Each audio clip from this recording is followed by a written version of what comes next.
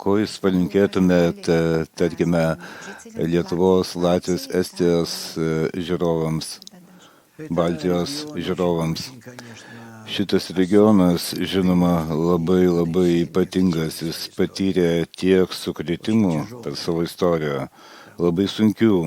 Ten visą laiką vyko puolimai iš Lenkijos pusės, iš Rusijos pusės, iš Skandinavijos šalių pusės. Labai ypatingas regionas, ko aš jiems palinkėčiau. Jie kaip niekas kitas šiame regione, Latvija, Lietuva, Estija, nors jie labai skirtingi, bet iš kitos pusės labai panašios valstybės. Aš jiems palinkėčiau būtent suprasti, koks yra tikrasis ryšys tarp žmonių, nes tokiu būdu jie galėtų aplink savo tautas, aplink savo tautą sukurti tokią saugumo zoną. Niekas per šį energetinį lauką negalėtų priartėti prie jų su blogomis mintimis. Kabala tai padarytų. Bet tuo tikslu jiems reikia geriau bendrauti tarpusavį.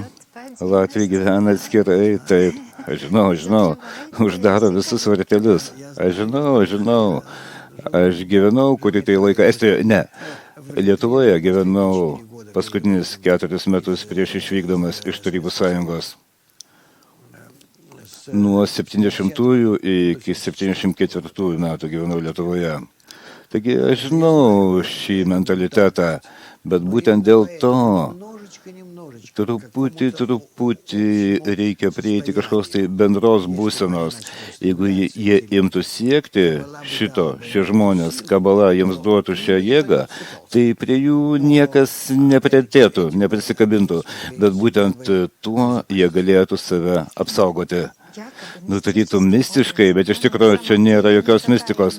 Ne, tai yra gamtos jėgos, kurios sukuria tokią saugumo zoną aplink bent kurią visuomenę, bendruomenę, kuri laikosi vidinio palaikymo, vidinio laidavimo būsenos. Tai stipresni už visas armijas, už viską. Niekas negali nugalėti tokios tautos, kuri yra tarpusio tokio gero ryšio